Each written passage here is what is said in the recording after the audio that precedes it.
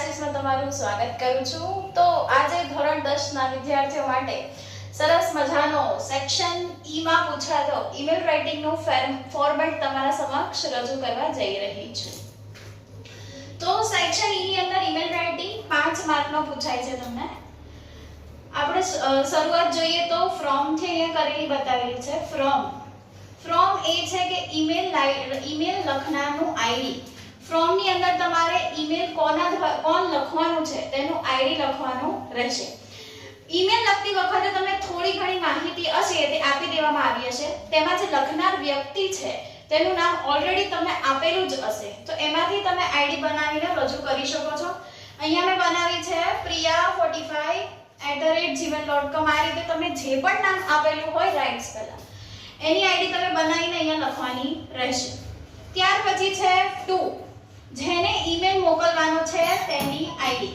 Two ની અંદર આપણે જેને ઈમેલ લખવાના છે એ વ્યક્તિની આઈડી લખવાની રહેશે। ઈમેલ લખનારનું નામ તમને આપેલું હોય છે અને બને ત્યાં સુધી જે લખનારની આઈડી છે તે પણ આપી દીધેલી હોય છે, એ માહિતી તમને આપવામાં આવશે જ। અને ના આવી હોય તો તમે ઉપર બનાવી તે જ રીતે નામ પ્રમાણે બનાવી શકો છો। અહીંયા મેં ankit@gmail.com એ રીતે બનાવેલી છે।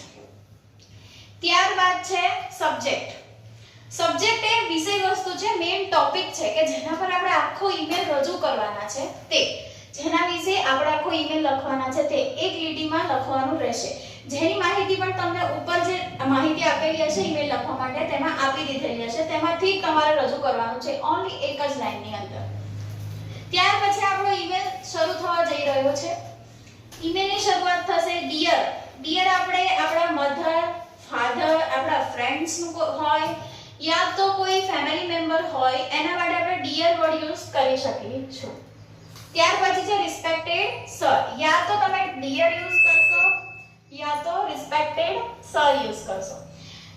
ડિયર આપણે family member, father, mother, friends હશે તો યુઝ કરીશું, અને આ બધામાંથી કોઈને આપણે ઈમેલ નહીં લખતા હોય બરાબર તો આપણે સર માટે રિસ્પેક્ટેડ સર ઓર મેડમ હશે તો ઓર પ્રિન્સિપલ્સ હશે તો બરાબર એવા કોઈ આપણા અપર લેવલના વ્યક્તિને જ્યારે આપણે ઈમેલ લખતા હોશું ત્યારે રિસ્પેક્ટેડ નો યુઝ કરીશું। ત્યાર પછી મેઇન ટેક્સ્ટ આવશે, જે ટોપિક આપણે અહીંયા લખવાના છે એ ટોપિક પરથી આપણે થોડા ઘણા વાક્યોમાં એની માહિતી રજૂ કરવાની હોય છે મેઇન ટેક્સ્ટની અંદર। ત્યારબાદ ઈમેલ પૂર્ણ થતા આપણે યોર ફેથફુલી લખતા હોઈએ છે યા તો યોર લવિંગલી ઓર રિગાર્ડ્સ નો પણ ઉપયોગ કરીએ છીએ। આ યોર ફેથફુલી યા તો આપણે રિસ્પેક્ટેડ સર મેડમ લખ્યું છે, આપણાથી અપર ઉંમરમાં થોડા વધારે હોય એવા વ્યક્તિને જો આપણે મેલ કરતા હોય ત્યારે આપણે આદર સાથે યોર ફેથફુલી નો યુઝ કરીએ છીએ। આપણા ફ્રેન્ડ્સ હશે યા તો આપણા બ્રધર સિસ્ટરને આપણે મેલ લખતા હોઈએ તો આપણે યોર લવિંગલી નો યુઝ કરી શકીએ છીએ। અને રિગાર્ડ્સ એક એવો શબ્દ છે જે બધા માટે ઉપયોગ થઈ શકે છે, આદર આપતો શબ્દ અંગ્રેજીમાં રિગાર્ડ્સ, એ તમે બંને માટે યુઝ કરી શકો છો। ત્યાર પછી લાસ્ટમાં તમારે તમારું નામ રજૂ કરવાનું હોય છે। તો આ હતું આપણું સરસ મજાનો ઈમેલ ફોર્મેટ। હવે આપણે જોઈએ કે આ માર્કિંગ કેવી રીતે તમને ઈમેલમાં મળવાના છે, કઈ વસ્તુ લખવાથી કેટલા માર્કનું કાઉન્ટિંગ મળશે તમને। તો તમે એક્ઝામની અંદર ફ્રોમ અને ટુ નું આઈડી સાચું વ્યવસ્થિત રજૂ કર્યું હોય।